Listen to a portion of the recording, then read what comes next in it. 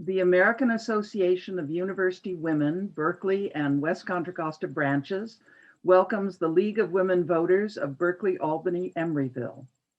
The speakers today are Regina Bates, Ruby McDonald, and Elisa Mills, who will present the pros and cons of California's 7 ballot propositions, as well as Alameda County Measure D. There will be a question and answer period following the presentations. I now turn the meeting over to Regina Bates. Welcome, everybody. Thank you for joining us today.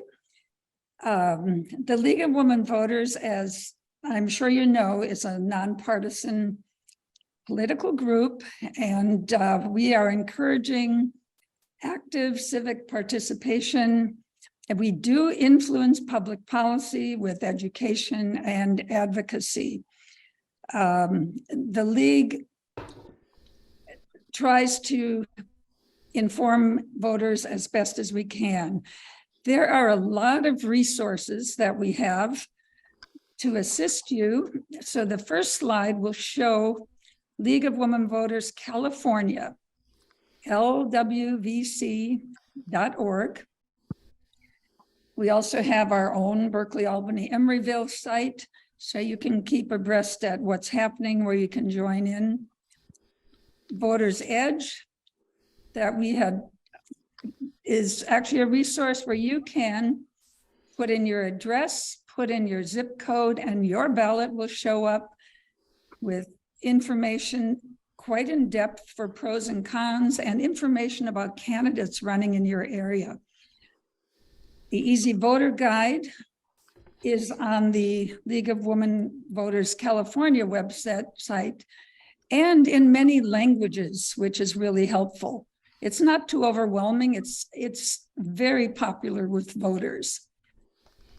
So I think we can get right into Proposition 1.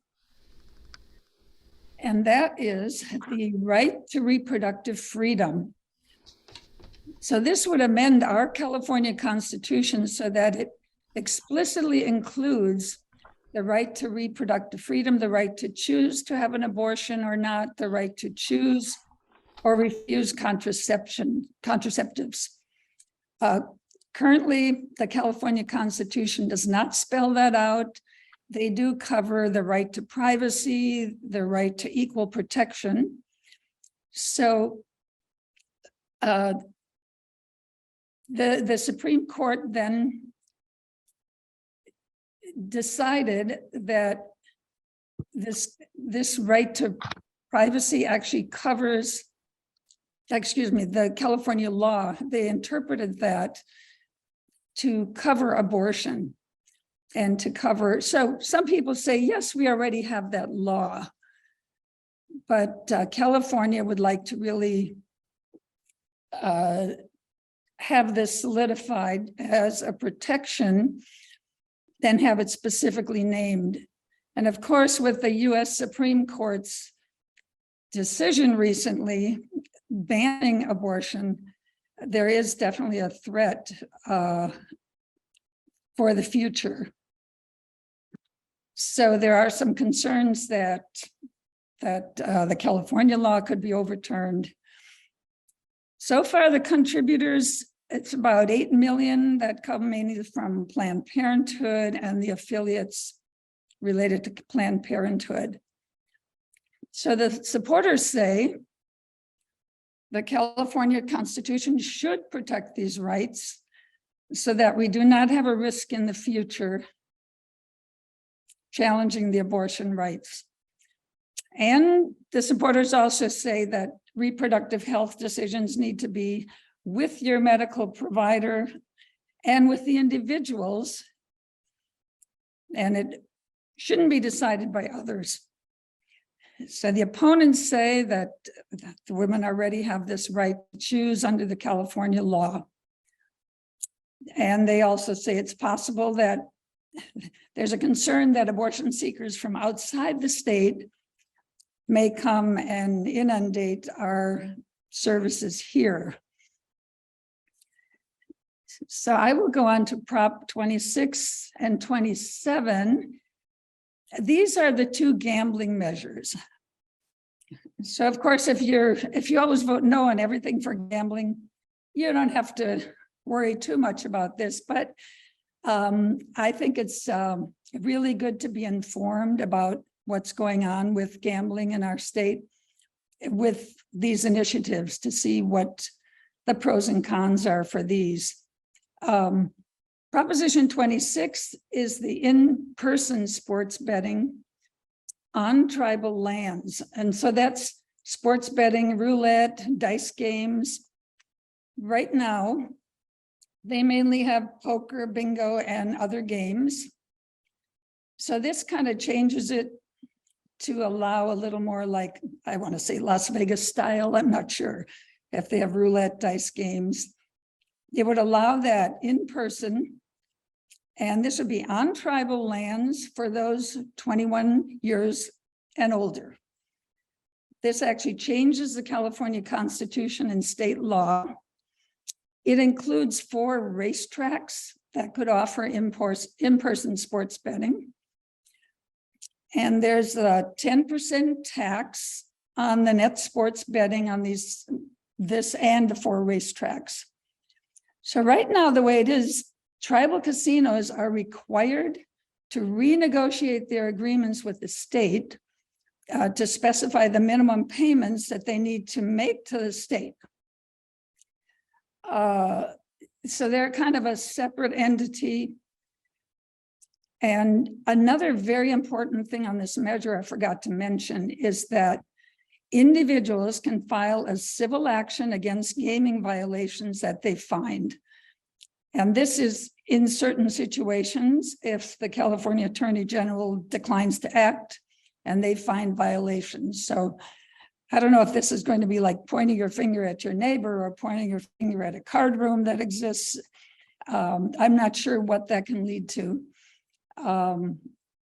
So Prop 26 would increase state revenues, potentially reaching tens of millions of dollars. And there'll be a separate fund, but then of that, 70% will go to the general fund, 15% to enforcement, and 15% to mental health. And you can see the contributors. This is as of September 30th. I have this information from the Fair Political Practices Commission. So these numbers may have changed, but it just gives you an idea that the contributors in support are quite ahead at 122 million versus the contributors opposing 43 million. So what do supporters say? They say that this continues the 70-year legacy of allowing the support for the American Indian economy. And this can then mean that the tribes can supply education, healthcare, infrastructure. And that is kind of how the original, that the casinos actually had started around 20 years ago.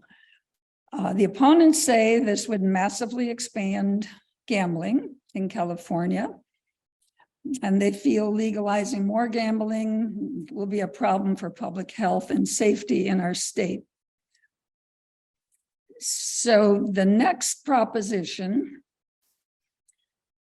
is about the online and mobile sports betting. So I was looking into this a bit, and apparently 4 years ago, there was a federal law that outlawed the online and mobile sports betting. But 4 years ago, the US Supreme Court decided that states could make their own choice on online mobile sports betting. So there are about 18 states that are allowing this now. So this is outside tribal lands. And it would establish an online sports betting trust fund. This is the one that's been in the news a lot about revenues for the homeless. and mental health needs, and in addition, supporting the Native American tribes that do not have the online sports betting, the Native American tribes more in rural areas that are disadvantaged. So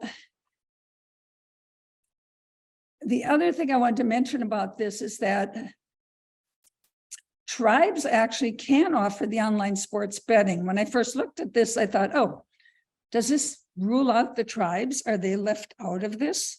Is it just the big corporations that do sports betting?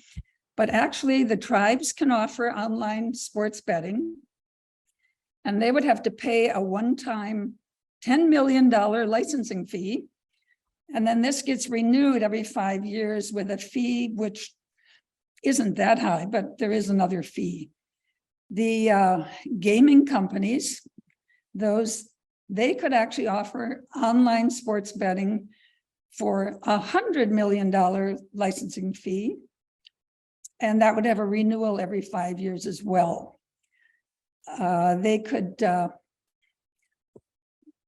They may have to strike a deal with the tribes. I don't know how that all works. And here again, the tribes are going to have to make a compact or a contract with the state of California to work out their arrangements and payments that they need to make. So Prop 27 could potentially increase the state revenues by, I don't know, hundreds of millions. It's hard to say, maybe 500 million a year. It all depends how many are involved in gambling. So, so supporters of this say, well, this will help the homeless. I didn't mention the 85% is what goes to the homeless. Thank you. Yes, and it's 15%. So we see here the opposition is quite a bit higher than the support.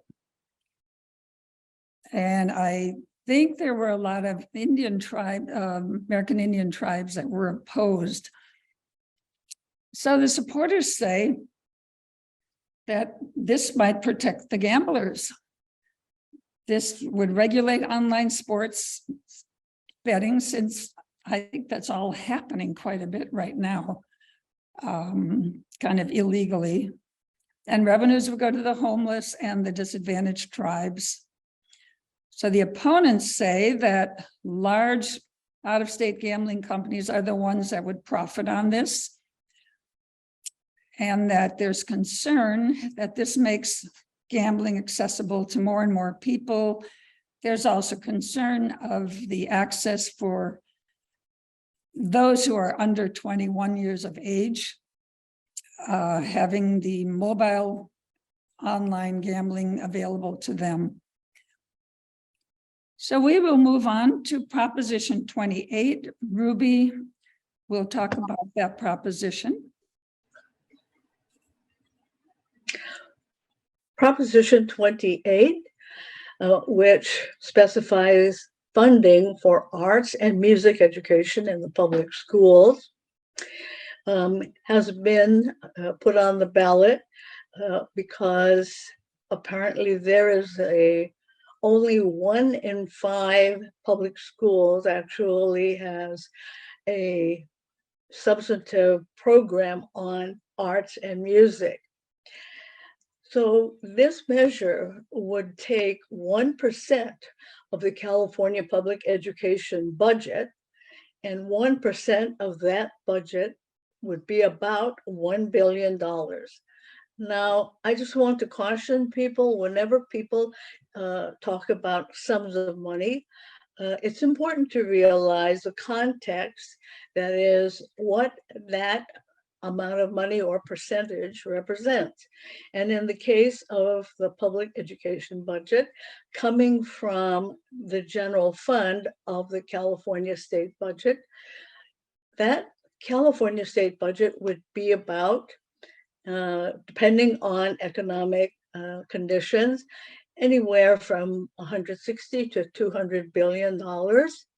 So $1 billion of the public education budget, which is, 40% of the state budget, approximately, would not be a very large sum.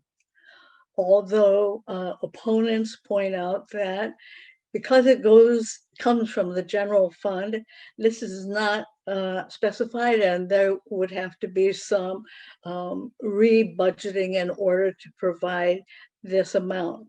Now, why do the proponents of Prop 28 would like to see arts and music funding? Well, first of all, there's a lot of data that shows that arts and music education has a significant effect on mental development. And so this would aid students who would be benefited in their development by arts and music education. Also, it's thought that there's a problem with attendance currently, particularly because of COVID-19, and attendance might really draw students in, since they generally are attracted to arts and music education in the schools. Now, that amount, which would be provided by Prop 28, $1 billion, 80% of that fund would go towards teachers, and 20% would go towards providing supplies and training of staff. So the supporters, I've already mentioned, say that this could boost school attendance and development of students' mental development. Now, they are pretty organized, the supporters, led by the former superintendent of the LA Unified School District, Austin Boitner, and the former Secretary of Education under President Obama, Arnie Duncan. The opposition, although there is some, is not very well organized. There have been a handful of newspapers who have come out against, but by and large, most have supported Prop 28. Full disclosure, the State League did not support Prop 28 because of its position that budgeting should not be done with the ballot box, but by the state legislature. So the next Proposition 29 will be explained by Elisa Mills.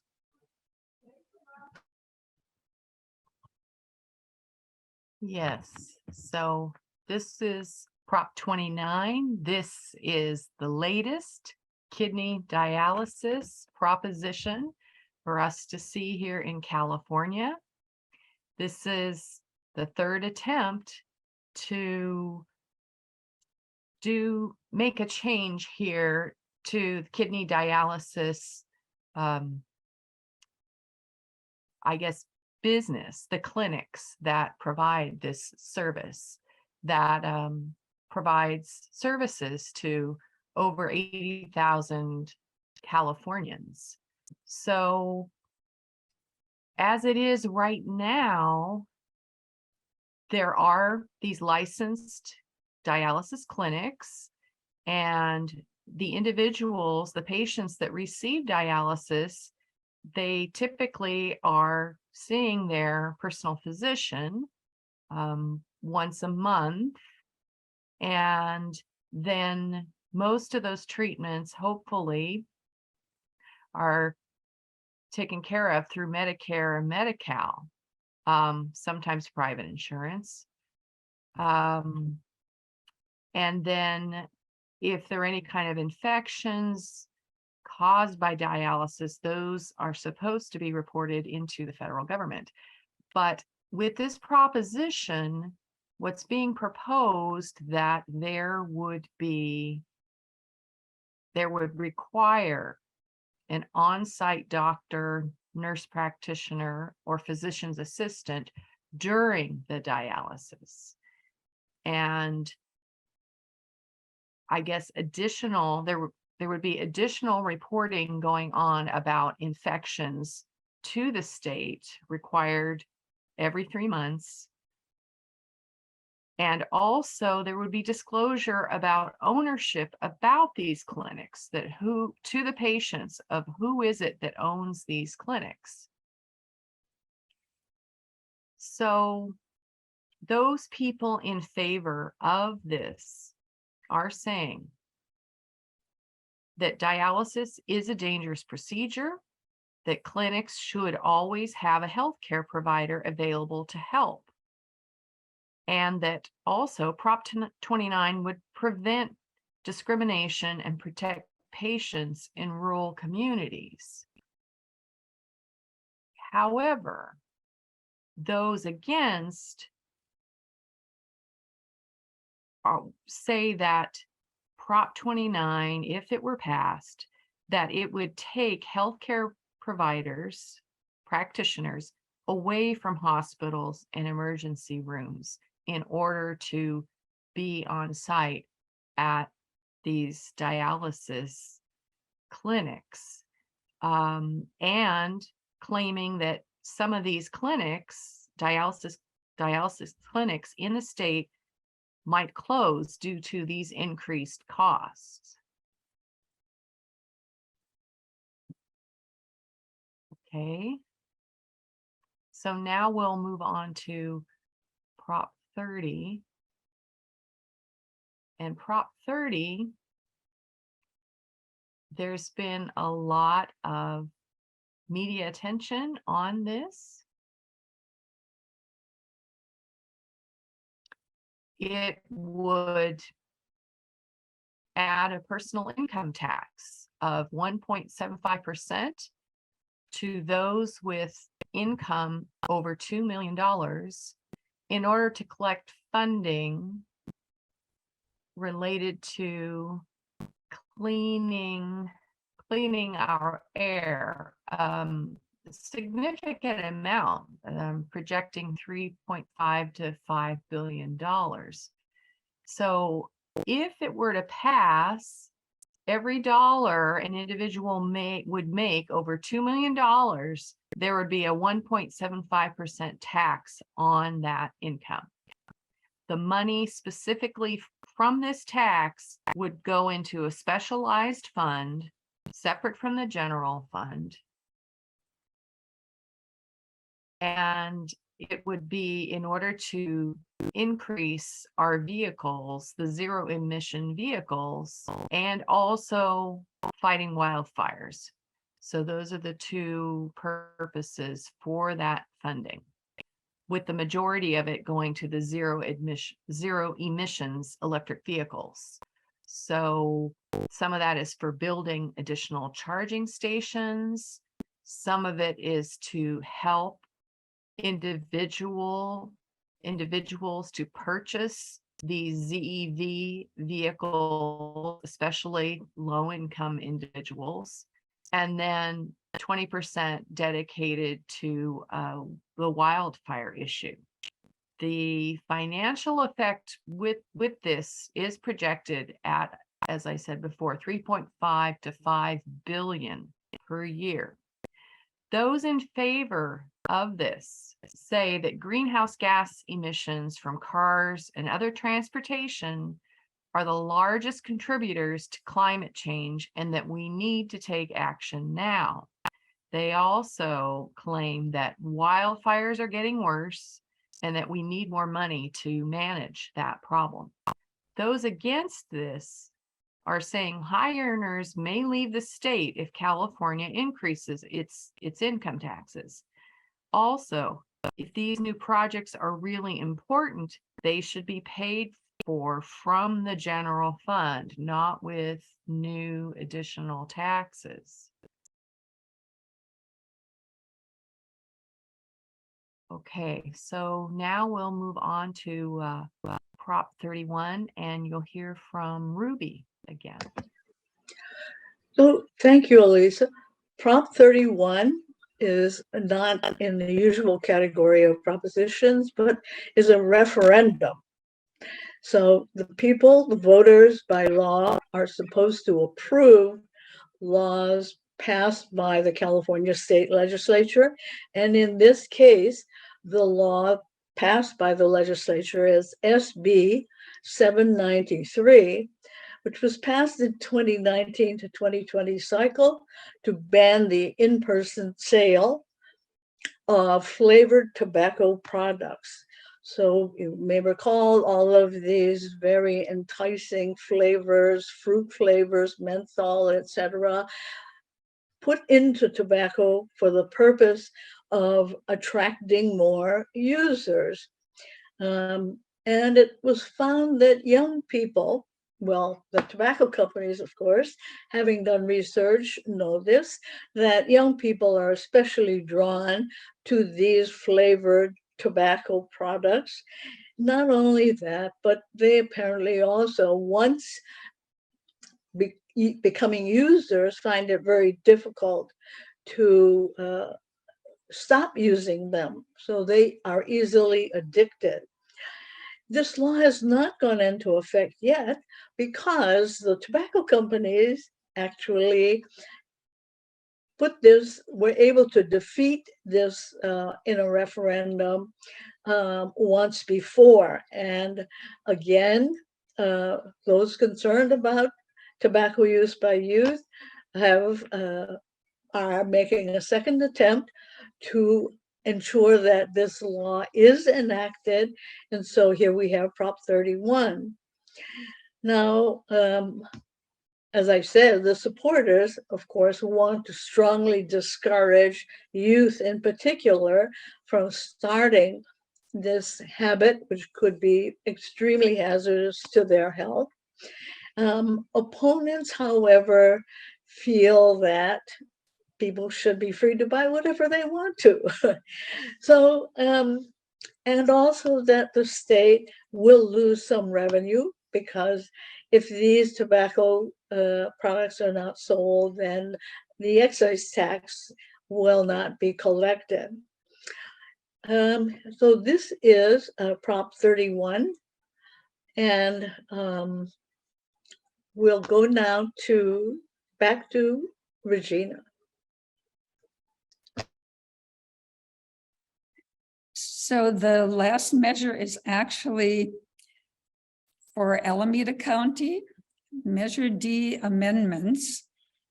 So this is actually the only thing on the Alameda County ballot, the only measure. I know we're not all in Alameda County, but those of us who are will cover this. So this is mainly to preserve agriculture in the unincorporated areas of Alameda County.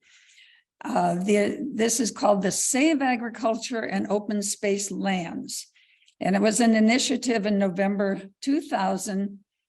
And what this new amendment does, it increases the floor area ratio for agricultural buildings, increases to 0.025, and a maximum of 60,000 square feet for covered equestrian arenas. So this is probably more detail than one wants to know about with the 0.025 and all. So as I looked at this, it's the initial authors are approving these changes. So I thought that was important.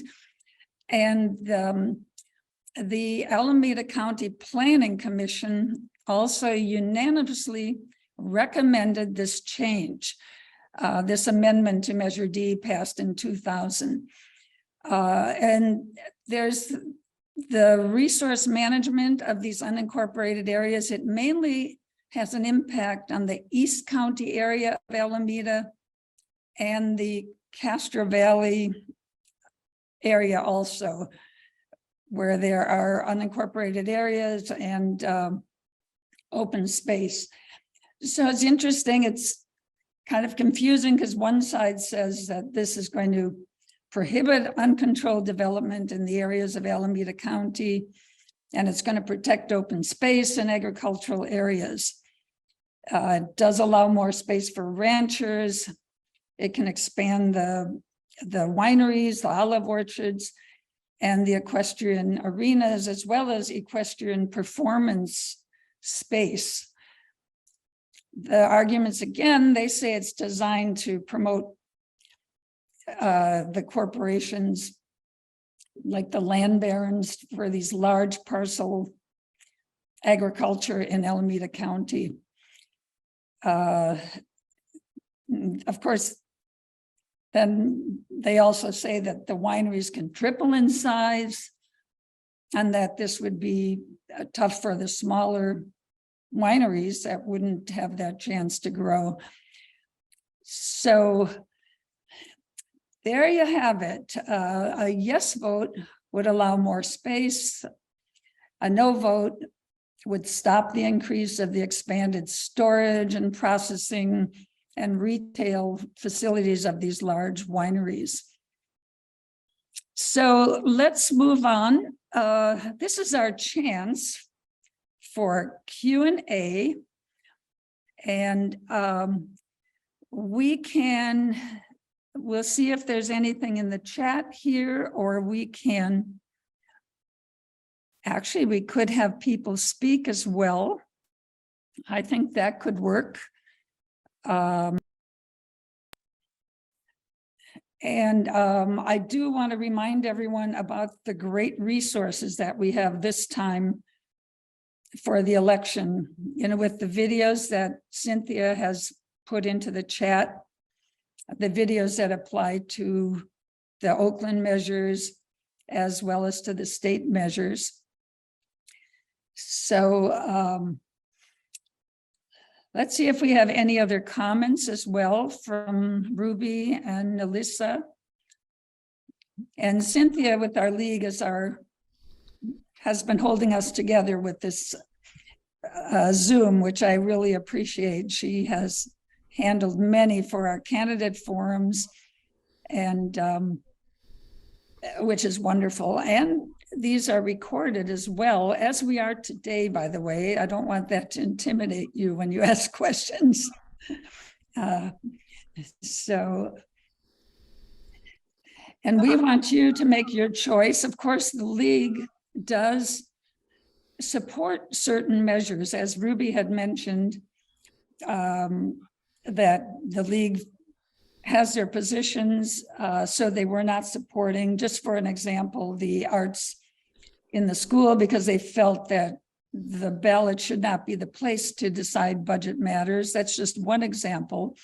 So the league for the state propositions is supporting the proposition number 1 on reproductive rights, and the proposition we just covered on tobacco sales, the retail sales of tobacco. They then, let me just check here. We have for that noise. For 26 and 27, the league has no position. Those are the 2 gambling initiatives. I know we all have a position, but the league does not have a position on that. And that just means that they probably had not done a study on this. And Alyssa and Ruby, you might be able to expand on that further when it's no position. And they are neutral on 28, 29, and 30. So that's the arts in the school, that's kidney dialysis, and 30 is the clean air with the zero emission vehicles. And if you can also look for the local measures. You can also check the League of Women Voters, Berkeley, Albany, Emeryville for our support for Berkeley measures and support for Albany and Emeryville. We are actually supporting all of those. And then for Oakland, if you are an Oakland resident, you can also look on their website to see which measures they are supporting. It was a great opportunity. Thank you all. And we will close the meeting.